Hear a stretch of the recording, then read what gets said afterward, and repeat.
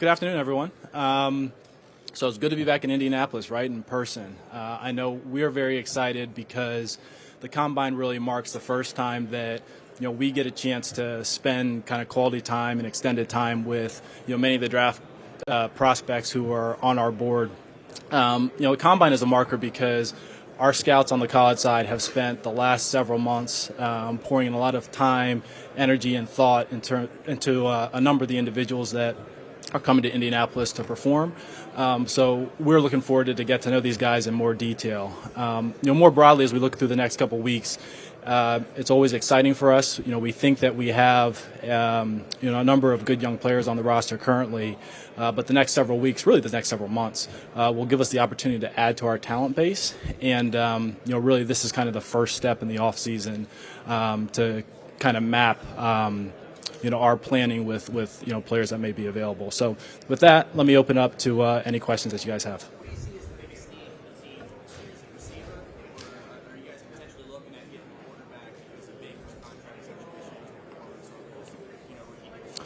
Yeah, no, quite honestly, we really go into, and a number of the local beat writers here have heard me say this before, we really go into each offseason with the thought process of as if we had an expansion team. So we really look at every possibility, every player opportunity, try and match it to our resources, costs, and really try and be as opportunistic as possible to upgrade the entire talent base. Andrew, what has been the extent of interaction with Mayfield, you and the coaches, and where is he in his rehab? Baker's doing well in his rehab. I think you guys know how hard he works. He's worked his tail off since the surgery. He's right on track. I talked to him right after the surgery. He was a little bit groggy. It's the first time he's ever had surgery in his entire career, but he's worked really hard, and we feel good about his progress. Has there been more interaction than that first time? I'm sorry? Has there been more interaction? Yeah, we've interacted with Baker as is typical with any player during the offseason. We've interacted with him multiple times throughout since the end of the season, and that's not too different than several players on our roster. Andrew, what are the next steps for you guys with Jarvis? What are the next steps? Yeah, Jarvis, he's been a productive player for us for the past 4 years. A big part of helping us turn the tide and everything like that. The next couple of weeks are big for us in terms of assessing the entirety of the roster. But Jarvis has been a key veteran for us, a key producer, and we're really grateful for all that. Do you still see him as a member of this team next season? Yeah, I'm not going to go into any of our specific planning or anything along those lines, but Jarvis has been a key veteran for us for a number of years. Do you expect Clowney to enter free agency, or will you let him sign before that? I know I've gotten asked this question, every year.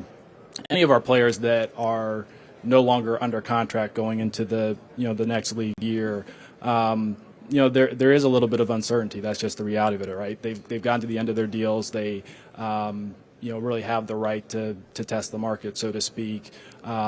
In any given offseason, like there are a number of guys where you'd like to bring them all back. It doesn't always work out that way, but we're hopeful to assemble the best team possible in the next few weeks.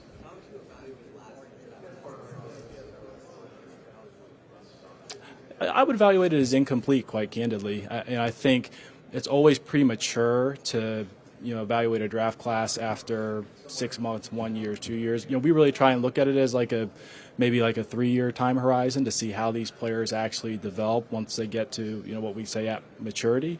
Certainly we saw some promising things from our rookie class, but the reality of it is all of them have things that they can improve upon and that they need to build upon going into next year.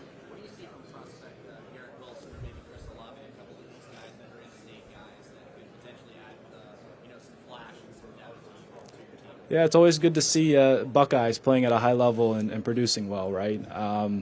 Those guys are very talented prospects, and we obviously have a lot of pride with our college out in Columbus. But look, there are a number of talented players across all positions, and we're looking forward to getting to know them a little bit better over the next several days. Yeah, Jack's doing well. He's right on schedule, if not a little bit ahead of schedule.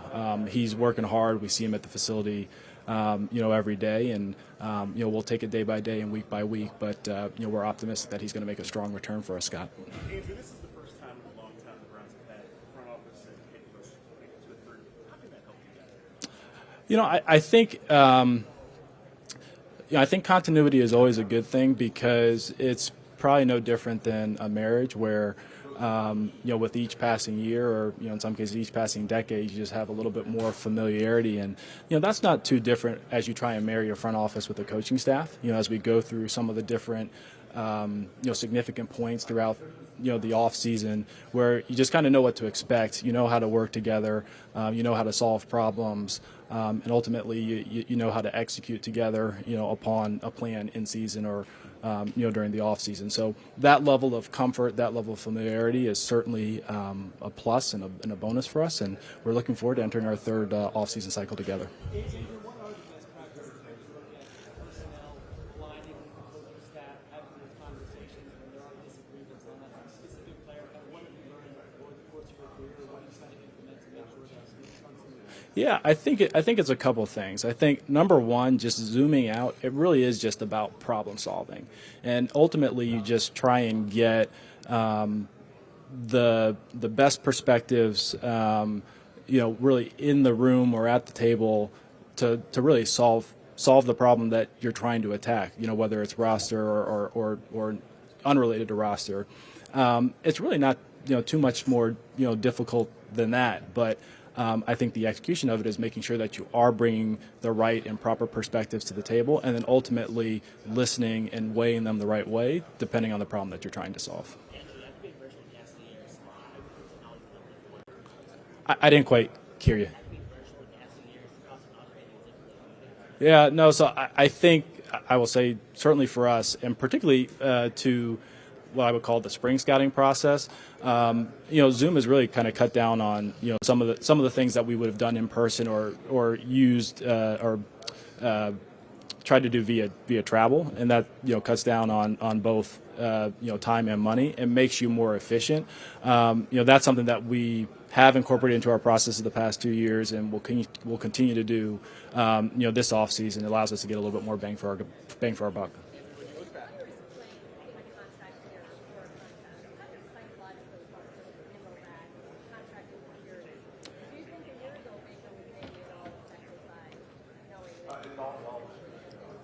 Aditi, I think, number one, that's probably a better question for Baker. Just knowing Baker, I think he's pretty focused on the task at hand.